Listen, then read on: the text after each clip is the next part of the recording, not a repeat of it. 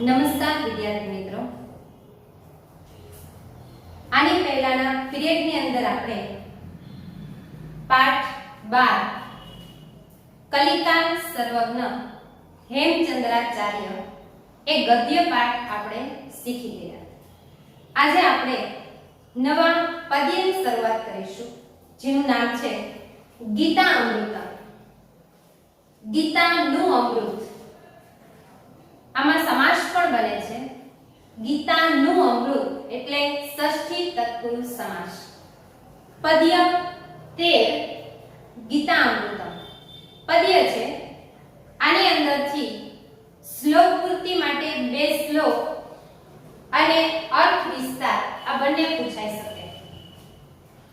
શ્લોક પૂર્તિ માટે આપણે 20 પાઠમાંથી કુલ 7 શ્લોક તૈયાર કરવાના થશે.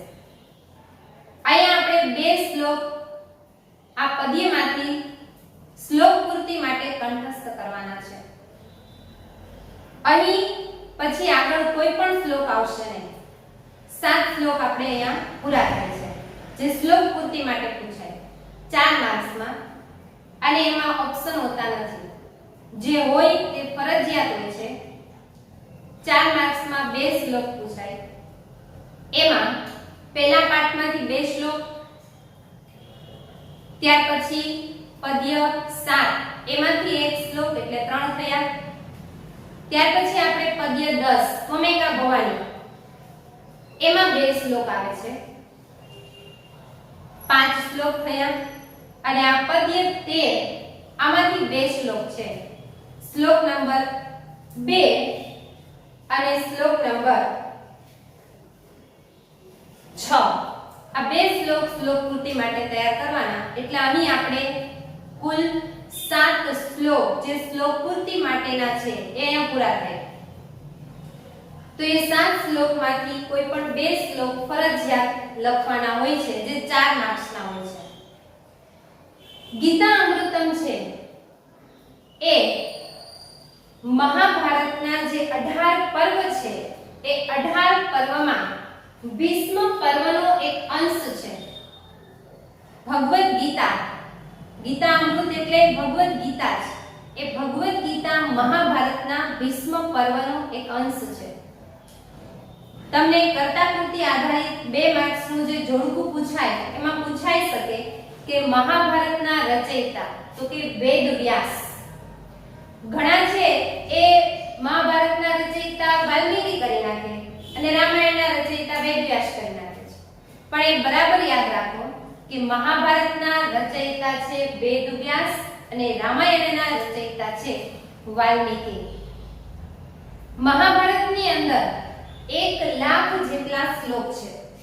મહાભારત છે એ બધા ગ્રંથોની અંદર વિશ્વનો સૌથી મોટો ગ્રંથ હોય તો એ છે મહાભારત, કારણ કે એની અંદર 1 લાખ જેટલા શ્લોકનો સમાવેશ થાય છે. મહાભારત જેવો વિશાળ ગ્રંથ બીજો કોઈ નથી, જેની રચના વેદ વ્યાસે 18 પર્વમાં કરેલી છે. અને 18 પર્વની અંદર જે ભીષ્મ પર્વ આવે છે એ ભીષ્મ પર્વની અંદર કૌરવો અને પાંડવો વચ્ચેનું જે યુદ્ધ છે એ યુદ્ધના પહેલા જ દિવસે અર્જુન છે એ પોતાના સારથી શ્રી કૃષ્ણને એમ કહે છે કે મારો રથ છે એ આ 2 સેનાની વચ્ચે લઈ જાઓ.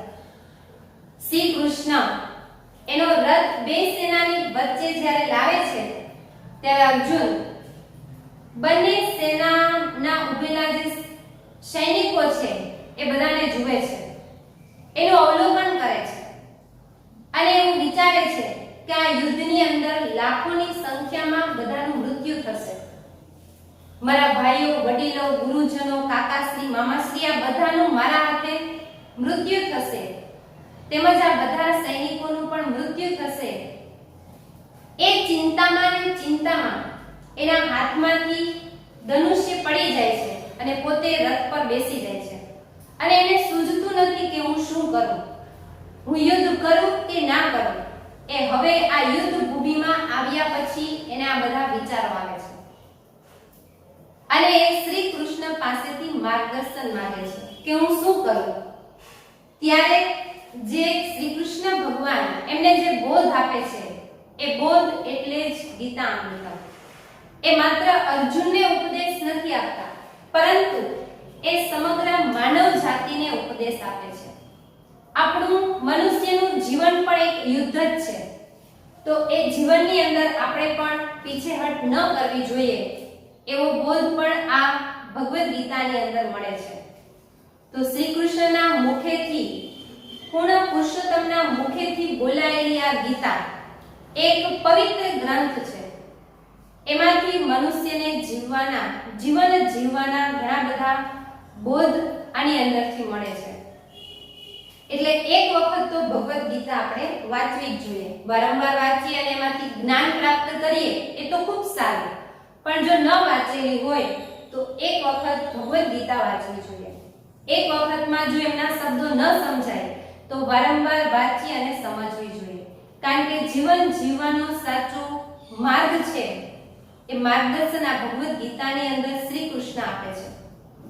કે શ્રી કૃષ્ણના મુખેથી બોલાયેલી જે આ ગીતા છે એની અંદર 18 અધ્યાય છે અને 700 શ્લોકનો સમાવેશ થાય છે. મહાભારતમાં 1,00,000 શ્લોક છે અને વેદવ્યાસે રચેલી છે, અને ભગવદ્ ગીતા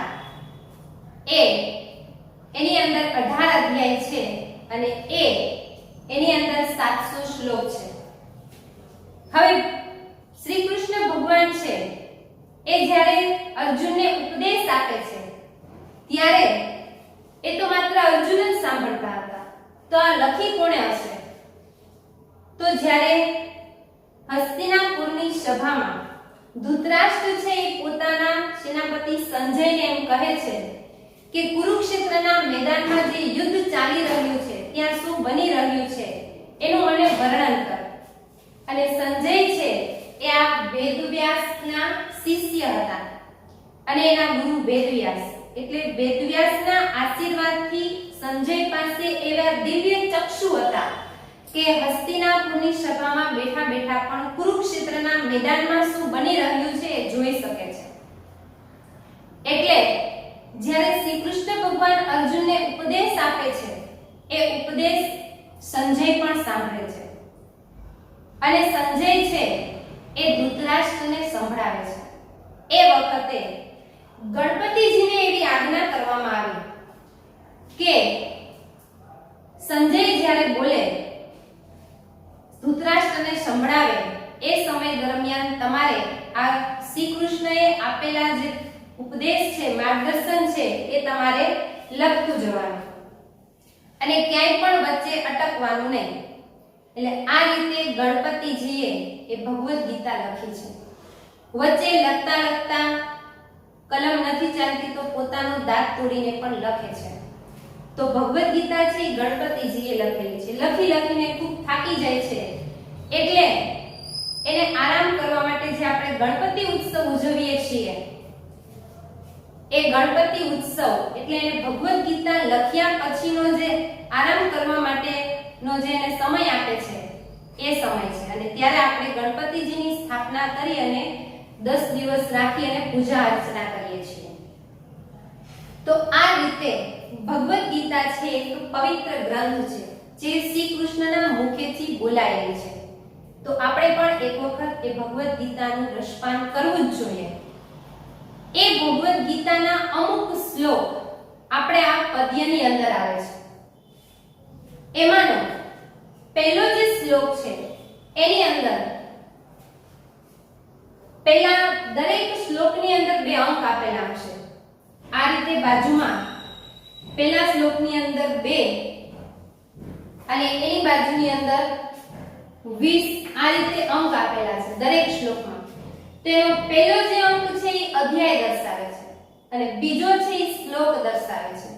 તો આ પહેલો જે શ્લોક છે એ બીજા અધ્યાયનો 20મો શ્લોક છે.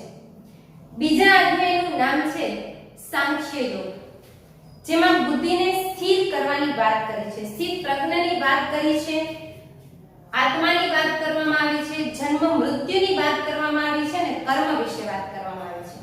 તો આપણે જે પહેલો, બીજો અને ત્રીજો જે શ્લોક છે એ બીજા અધ્યાયમાંથી જ લીધેલો છે. તો પહેલા શ્લોકની અંદર આત્મા વિશે સમજાવે છે.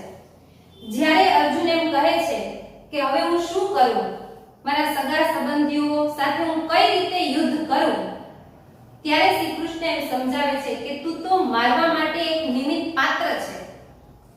એનું મૃત્યુ થશે તો એના શરીરનો નાશ થશે. આત્મા તો અમર છે. આત્મા ક્યારેય જન્મ લેતી નથી અને ક્યારેય મૃત્યુ પામતી નથી.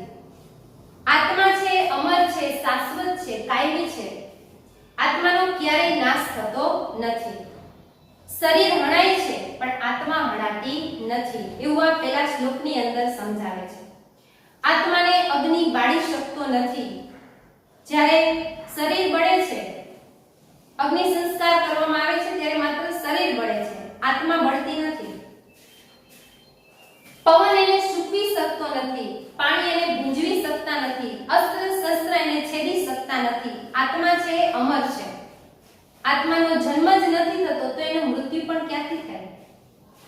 આત્મા તો જેમ મનુષ્ય છે એ જૂના વસ્ત્ર થઈ જાય એટલે એમ કહે છે કે હવે આ વસ્ત્રો જૂના થઈ ગયા છે, આપણે હવે નવા વસ્ત્રો ધારણ કરવા પડશે.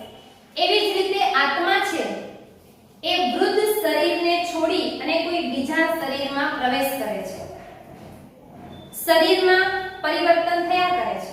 બાલ્ય અવસ્થા આવે, કિશોર અવસ્થા આવે, વૃદ્ધાવસ્થા આવે, યુવા અવસ્થા, આ બધી અવસ્થાઓમાં શરીર છે એ પરિવર્તન થાય છે, પણ અંદર રહેલી આત્મામાં કોઈ પરિવર્તન થતું નથી. પછી એ વૃદ્ધ શરીરને આત્મા છોડી અને બીજા કોઈ શરીરમાં પ્રવેશ કરે છે. એટલા માટે જ કહ્યું છે કે આત્માનો જન્મ નથી થતો કે આત્માનું મૃત્યુ થતું નથી. આત્મા તો એક પરમાત્માનો અંશ છે, અણુ છે, જે સૂક્ષ્મ છે, જેને કોઈ જોઈ શકતું નથી. આપણે એમ કહીએ કે આ આત્મા છે એને મોક્ષ મળે, મુક્તિ મળે. મોક્ષ મળવો એનો અર્થ એવો કે મનુષ્ય જ્યારે મૃત્યુ પામે તો એની અંદર રહેલો જે આત્મા છે એ આત્મા પૂર્ણ પુરુષોત્તમ પરમાત્માની અંદર પાછો સમાઈ જાય, એટલે કહેવાય કે મુક્તિ મળી છે, મોક્ષ મળ્યો છે. એને ફરી પાછો જન્મ લેવો પડતો નથી. પણ જે આત્મા કર્મના ચક્રમાં બંધાયેલો છે અને કર્મ પૂરા કરવાના હોય છે, એ કર્મ જ્યાં સુધી પૂરા ન થાય ત્યાં સુધી એ જન્મ મરણના ચક્રમાં બંધાયેલો રહે છે. ત્યાં સુધી એને કર્મનું ફળ ભોગવવા માટે પૃથ્વી પર જન્મ લેવો પડે છે. ફરી પાછું મૃત્યુ થાય, ફરી પાછા કર્મના બંધનમાં બંધાઈ જાય તો ફરી પાછો એનો જન્મ થાય છે. તો આ રીતે મનુષ્યનો જન્મ થાય છે, શરીરનો જન્મ થાય છે, એની અંદર રહેલા આત્માનો જન્મ થતો નથી. બીજા શ્લોકની અંદર શ્રી કૃષ્ણ ભગવાન અર્જુનને એમ કહે છે કે જન્મેલાનું મૃત્યુ નિશ્ચિત છે. જેનો જન્મ થાય એનું મૃત્યુ થાય જ, પણ આત્માનો તો જન્મ જ નથી થતો તો એનું મૃત્યુ થાય. એટલે એમ કહે છે કે આપણે જે યુદ્ધ કરશું એ યુદ્ધમાં તું તો મારવા માટેનું એક નિમિત્ત પાત્ર છે. અર્જુનને ધર્મ માટે યુદ્ધ કરવાનું છે અને ક્ષત્રિયોનો એ ધર્મ છે કે એને ધર્મ માટે, સત્ય માટે યુદ્ધ કરવું પડે. એટલે એમ કહે છે કે આ યુદ્ધમાંથી તું પીછેહટ ન કર. તું તો મારવા માટે એક નિમિત્ત છો, તું પાત્ર છો મારવા માટેનું. બાકી જેનો જન્મ થયો છે એનું મૃત્યુ તો નિશ્ચિત છે. સૌ કોઈનું મૃત્યુ તો થવાનું જ છે, ગમે તે રીતે એનું મૃત્યુ થવાનું છે. તારા હાથે નહીં તો બીજા ગમે તે રીતે એનું મૃત્યુ તો થશે જ. કારણ કે આ જન્મ મૃત્યુના ચક્રને કોઈ બંધ નહીં કરી શકે, કોઈ ટાળી શકશે નહીં. એટલા માટે તું દુઃખ વ્યક્ત ન કર, તું શોક ન કર. જેનો જન્મ થયો છે એનું મૃત્યુ નિશ્ચિત છે. એ આ બીજા શ્લોકની અંદર એવું સમજાવે છે. ત્રીજા શ્લોકમાં એને કર્મ વિશે સમજાવે છે કે તું માત્ર કર્મ કર. તારો ક્ષત્રિય ધર્મ છે કે તારે ધર્મ માટે યુદ્ધ કરવું જોઈએ, એ તારું કર્મ છે. તારે સત્ય માટે યુદ્ધ કરવું જોઈએ, એ તારું કર્મ છે. કર્મના ફળનો વિચાર કરીશ નહીં કે હું યુદ્ધ કર્યા પછી શું થશે, કેનું મૃત્યુ થશે, કેને વિજય પ્રાપ્ત થશે, એવી ફળની તું આશા રાખીશ નહીં. એ મનુષ્યને પણ એમ જ કહે છે કે મનુષ્યએ પણ કર્મ કરતા રહેવું જોઈએ, ફળની આશા રાખવી જોઈએ નહીં. મનુષ્ય જેવા કર્મ કરે એવું એને ફળ મળે. આપણે જેવું વાવીએ એવું ઉગે. આપણે આંબો વાવ્યો હોય તો એમાં કેરી જ આવે, આપણે બાવળ વાવીએ તો એની અંદર કાંટા જ આવે, તો જેવું આપણે વાવીએ છીએ એવું એની અંદર ઉગે છે. એમ આપણે જેવું કર્મ કરીએ છીએ એવું ફળ આપણને મળે છે. આપણને એમ થાય કે આપણે જે કર્મ કરીએ છીએ સાચા ખોટા, તો અમુક ખોટા કર્મ કોણ જુએ છે? કોઈ નથી, પણ અંદર રહેલો આત્મા એ પરમાત્મા આપણા કર્મોને જુએ છે અને કર્મ પ્રમાણે મનુષ્યને ફળ મળે છે. સુખ દુઃખ એ બધું જ મનુષ્યના કર્મ પ્રમાણે હોય છે. મનુષ્ય એમ કહે કે એવું તમે શું કર્યું, પણ એને જ ખબર હોતી નથી કે પોતે ક્યાં કર્મ કરેલા છે. એ કર્મ પછી આ જન્મના હોય કે આગલા જન્મના હોય, એ કર્મનું ફળ મનુષ્યએ ભોગવવું જ પડતું હોય છે. એટલે અહીં પણ અર્જુનને એમ કહે છે કે તું કર્મ કર, ફળની આશા રાખીશ નહીં. મનુષ્યએ પોતાના ભાગે જે પાત્ર તરીકેનું જે કર્મ આવતું હોય એ કર્મ એને નિષ્ઠાપૂર્વક કરવું જોઈએ. એના ફળની એને આશા રાખવી જોઈએ નહીં. ઘણા એમ કહે કે કર્મનું ફળ ભોગવવા માટે આપણે ફરી પાછો જન્મ લેવો પડે છે, તો આપણે કર્મ કરવું જ નથી. કર્મ કરવું નથી એટલે કે મારે કંઈ ખાવું નથી, પીવું નથી, જવું નથી, ઉઠવું નથી, બેસવું, કોઈ પણ કર્મ ન કરીએ તો એ અકર્મ ગણાય. પણ કર્મ તો મનુષ્યએ કરવું જ પડે. કર્મ કર્યા વગર મનુષ્ય જીવી શકતો નથી. આપણે શ્વાસ લઈએ એ પણ એક કર્મ જ છે. ખાવું, પીવું, ઉઠવું, બેસવું, આવવું, જવું એ બધું જ કર્મ જ છે. તો મનુષ્યએ કર્મ તો કરવું જ પડે છે. કર્મ વગર મનુષ્ય જીવી જ નથી શકતો. એટલે બીજી રીતમાં એમ કહે છે કે તું અકર્મણી, કર્મ ન કરવામાં તારો સંગ ન થાવ. એટલે કર્મ કરવામાં તું પીછેહટ ન કર. કર્મ તો મનુષ્યએ કરવું જ પડે છે, પણ કેવા કર્મ કરવાની વાત કરી છે કે સારા કર્મ કર, કે જેથી કરી અને એનું ફળ પણ તને સારું મળે. જેવું કર્મ કરીએ એવું આપણને ફળ મળે છે. તો અહીં આજે આપણે આ 3 શ્લોક વિશે સમજીશું. શબ્દશઃ એનું ભાષાંતર જોઈશું. આ પદ્યમાં અર્થ વિસ્તાર પણ પૂછાઈ શકે અને શ્લોક પૂર્તિ પણ પૂછાઈ શકે. પહેલો શ્લોક આપણે શબ્દશઃ જોઈએ તો પહેલા શ્લોકની અંદર આત્મા વિશે સમજાવે છે.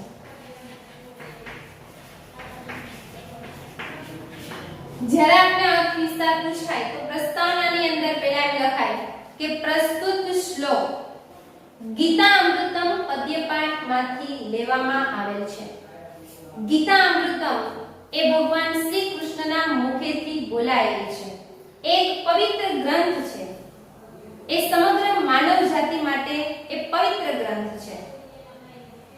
આ ભગવદ ગીતા એ વેદવ્યાસ રચિત મહાભારતના જે 18 પર્વ છે એ 18 પર્વના ભીષ્મ પર્વનો એક અંશ છે.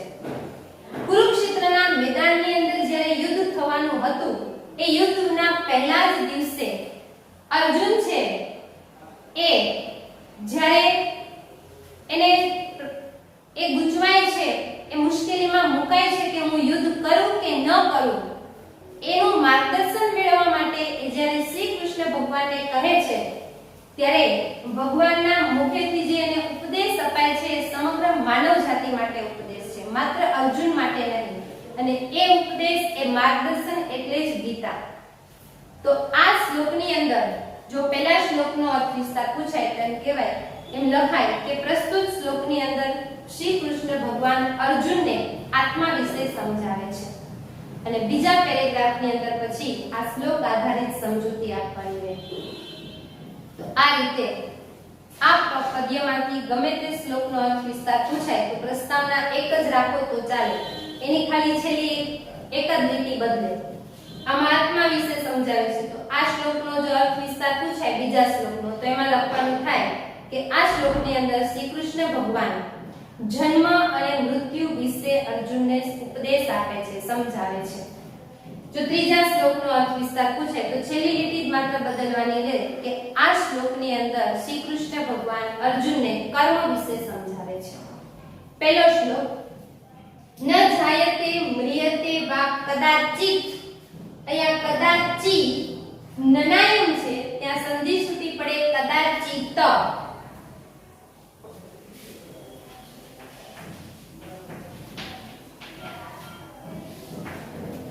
પ્લસ આ એમાં આવી જશે પ્લસ ન પ્લસ અયમ.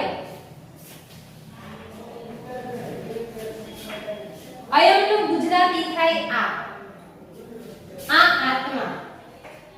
આ એટલે અહીંયા આત્માનું સંસ્કૃત ક્યાંય આપેલું નથી, પણ આ એટલે કે આ આત્મા કૌંસની અંદર લેવાનું છે.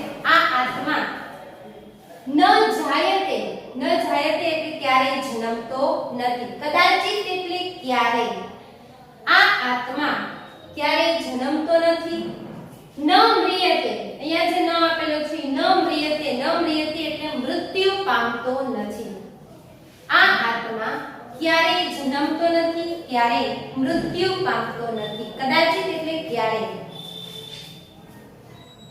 આ આત્મા ફરી પાછું અહીંયા ગુજરાતી આવશે અયમનું. આ આત્મા ભૂત્વા. ભૂત્વા એટલે થઈને. થઈને ભવિતા થવાનો છે.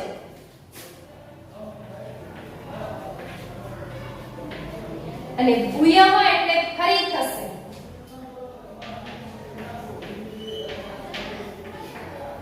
આ આત્મા ક્યારેય જન્મતો નથી કે ક્યારેય મૃત્યુ પામતો નથી. વાનું ગુજરાતી થાય કે અથવા. આ આત્મા થઈને ફરી થશે કે થવાનો છે. ન એટલે તેવું નથી. આ આત્મા ભૂતવા એટલે થઈને, ભૂયઃ એટલે ફરી થશે, ભવિતા એટલે થવાનો છે, ન એટલે તેવું નથી. આત્મા છે ઈ એકવાર અત્યારે થઈ ગયો. થઈને એટલે કે જન્મ લીધો અને થઈ ગયો. ફરી પાછો આત્મા છે ઈ મૃત્યુ પામે અને ફરી પાછો થાય. ભૂયઃ એટલે ફરી પાછો ઈ જન્મ લે અને ફરી પાછો મૃત્યુ પામીને ફરી પાછો ઈ નવો થાય. એવું આત્માની અંદર હોતું નથી એમ કહેવા માંગે છે. આ આત્મા થઈને ફરી થશે કે થવાનો છે. આત્માનો જન્મ જ નથી થતો. તો આત્મા એકવાર જન્મે થઈ જાય પછી મૃત્યુ પામે, ફરી પાછો નવો બને અને ફરી પાછો મૃત્યુ થઈને પાછો નવો બને એવું આત્માની અંદર હોતું નથી. એટલે એમ કહ્યું છે કે આ આત્મા થઈને ભૂયઃ ફરી થશે, ભવિતા થવાનો છે, ન એટલે તેવું નથી. આત્મા છે અમર છે. જે છે એ જ શાશ્વત રહે છે, કાયમી રહે છે. એ થઈને ફરી પાછો નવો થાય એવું આત્માની અંદર હોતું નથી. આ આત્મા કદાચિત ક્યારેય ન જાયતે જન્મતો નથી, ન મ્રિયતે મૃત્યુ પામતો નથી. અયમ આ આત્મા ભૂતવા થઈને ભૂયઃ ફરી થશે કે ભવિતા થવાનો છે. વાનું ગુજરાતી થાય કે થવાનો છે. ન એટલે તેવું નથી. આ આત્મા ક્યારેય જન્મતો નથી, ક્યારેય મૃત્યુ પામતો નથી. આ આત્મા થઈને ફરી થશે કે થવાનો છે તેવું નથી. આ આત્મા અહીંયા સંધિ છૂટી પડે શાશ્વતઃ પ્લસ અયમ.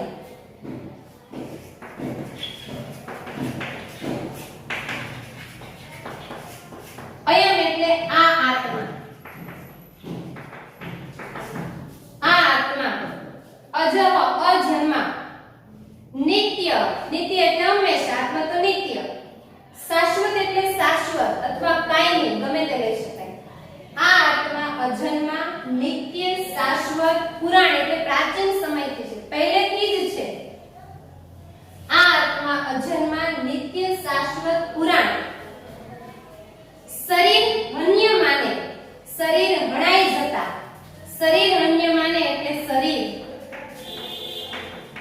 હણાઈ જતા. આ આત્મા અજન્મા, નિત્ય, શાશ્વત, પુરાણ, શરીર હણાઈ જતા પણ ન હન્યતે એટલે હણાતો નથી. ન હન્યતે હણાતો નથી.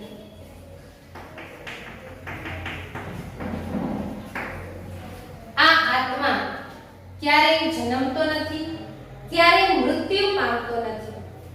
આ આત્મા થઈને ફરી થશે કે થવાનો છે તેવું નથી.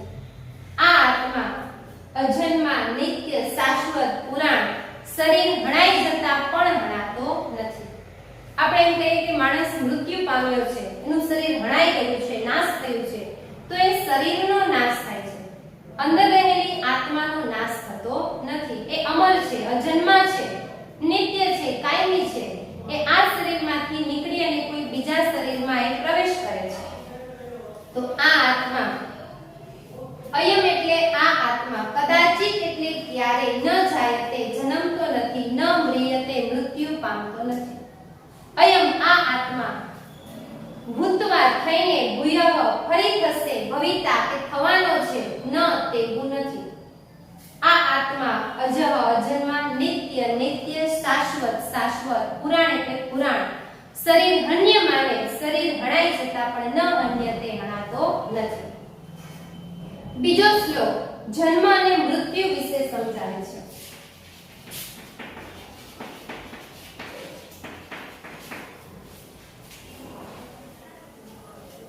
આ શ્લોક પૂર્તિ માટે પણ પૂછાઈ શકે.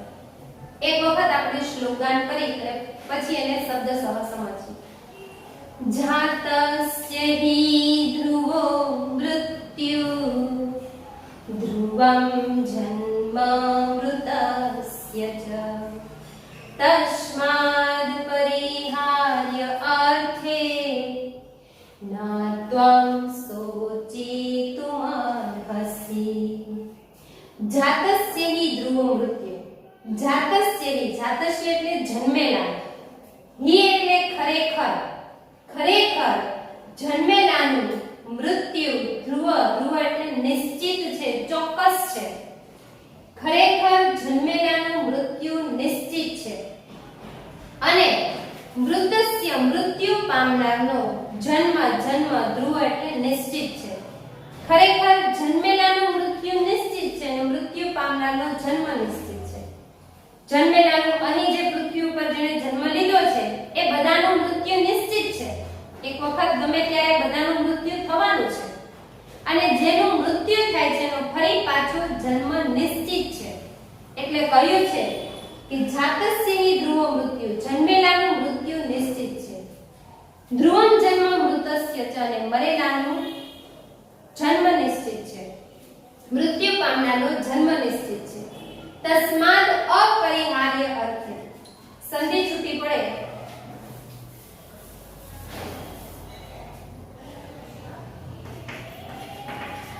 તસ્માદ અપરિહાર્ય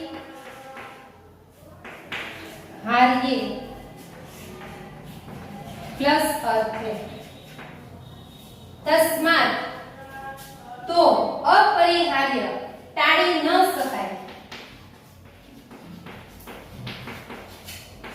તેવી, અર્થ એટલે બાબત,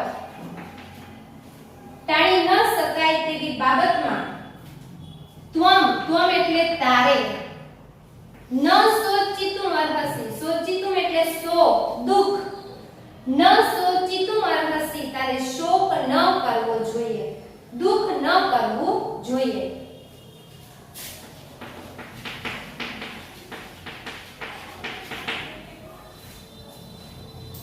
તેથી, તસ્માત એટલે તેથી,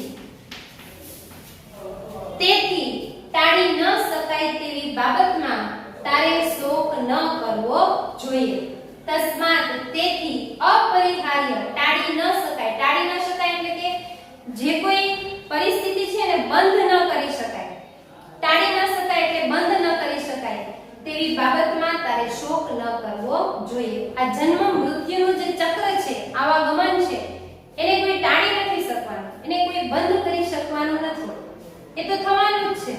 જેનો જન્મ થાય એનું મૃત્યુ થવાનું, ને મૃત્યુ થાય એનો જન્મ થવાનો.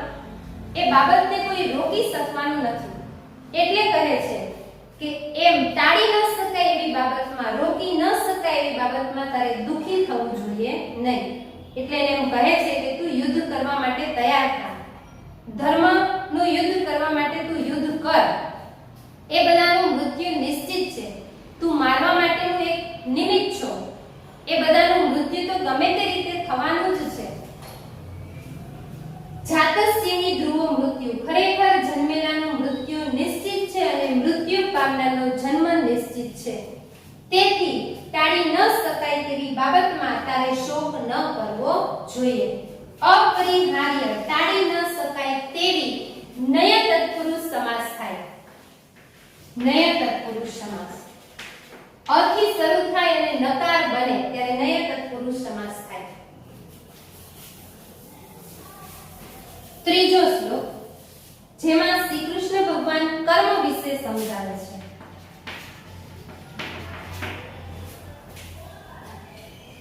અહીંયા સંધિ છૂટી પડે કર્મણી પ્લસ એવ પ્લસ અધિકારઃ પ્લસ તે. કર્મણી કર્મ કરવામાં જ, કર્મ કરવામાં જ, તે એટલે તારો, અધિકારઃ એટલે અધિકાર છે. કર્મ કરવામાં જ તારો અધિકાર છે. કર્મણી એવા અધિકાર છે. કર્મણી એટલે કર્મ કરવામાં, એવ એટલે જ, તે એટલે તારો, અધિકારઃ એટલે અધિકાર છે. કર્મ કરવામાં જ તારો અધિકાર છે. ફલે શું? ફળમાં. માં કદાચન એટલે ક્યારેય નહીં. માં છે એ નકાર શબ્દ છે, એનું ગુજરાતી થાય નહીં. કદાચન એટલે ક્યારેય. ફળમાં ક્યારેય નહીં એટલે કે તું માત્ર કર્મ કર, એના ફળની આશા ન રાખીશ કે હું આ કર્મ કરીશ તો મને શું ફળ મળશે એની આશા રાખીશ નહીં. આપણું જે કર્મ આપણા ભાગે આવે છે એ કર્મ આપણે કરવું જોઈએ. એ કર્મથી પીછેહટ પણ થવું જોઈએ નહીં. આપણે એ કર્મ કરીએ છીએ ત્યારે એના ફળની આશા રાખીને કર્મ કરવું જોઈએ નહીં. જો કોઈ કર્મચારી ક્યાંય નોકરી કરે અને એ કર્મચારી ફળની આશા રાખીને જો એ કામ કરે તો એનો માલિક છે, એનો માલિક એને એ કર્મચારીને એવો સમજે કે ફળની આશા રાખીને કામ કરે છે એટલે એને ક્યારેય વધારે આપી શકે નહીં. કર્મચારી એવું વિચારે કે મને આટલું મળે છે તો હું આટલું જ કર્મ કરીશ, એનાથી વધારે હું કર્મ કરીશ નહીં. એ વિચારીને જો કામ કરે તો એનું જે કામ છે એ કામ પણ વ્યવસ્થિત અને સારું થાય નહીં, કારણ કે ફળની આશા રાખીને કર્મ કરે છે.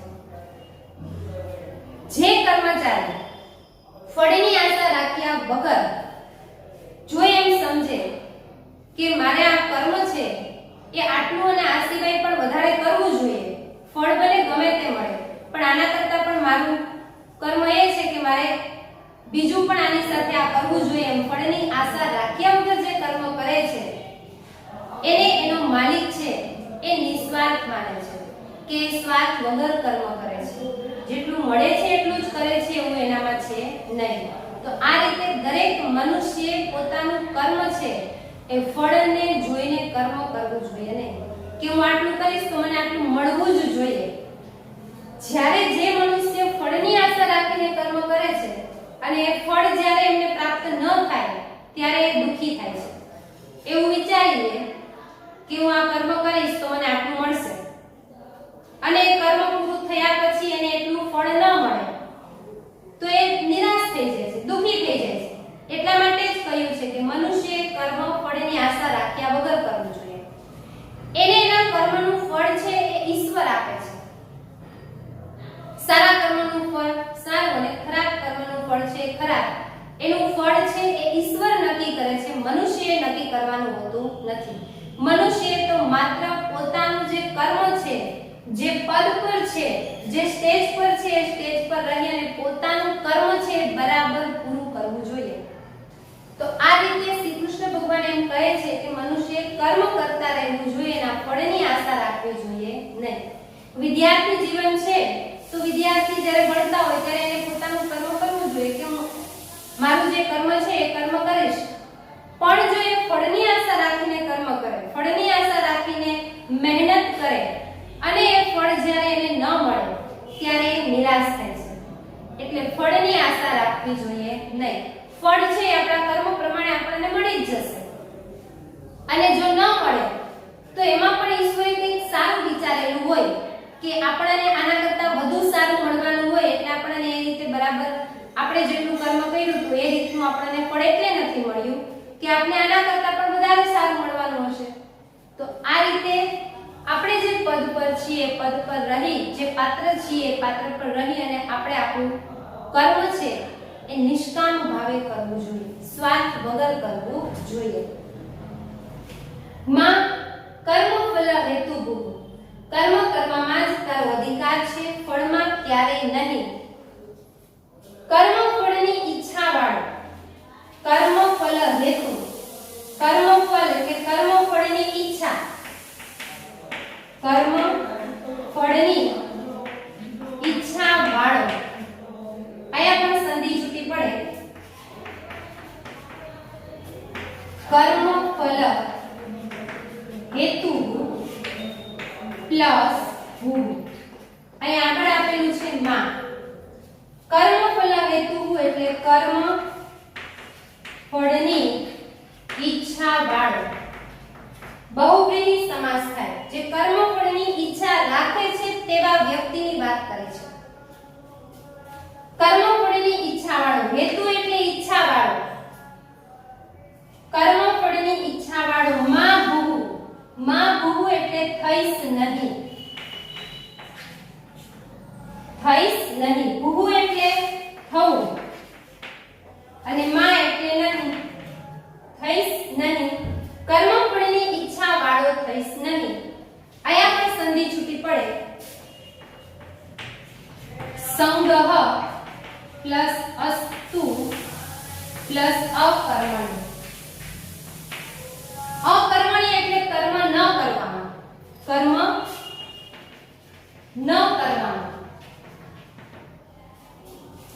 તે એટલે તારો, સંગ એટલે સંગ, કર્મ ન કરવામાં તારો સંગ. અહીંયા આગળ આપેલું છે માં. એ માં અસ્તુ એટલે ન થાઓ, અસ્તુ એટલે થાઓ, પણ માં અસ્તુ એટલે ન થાઓ.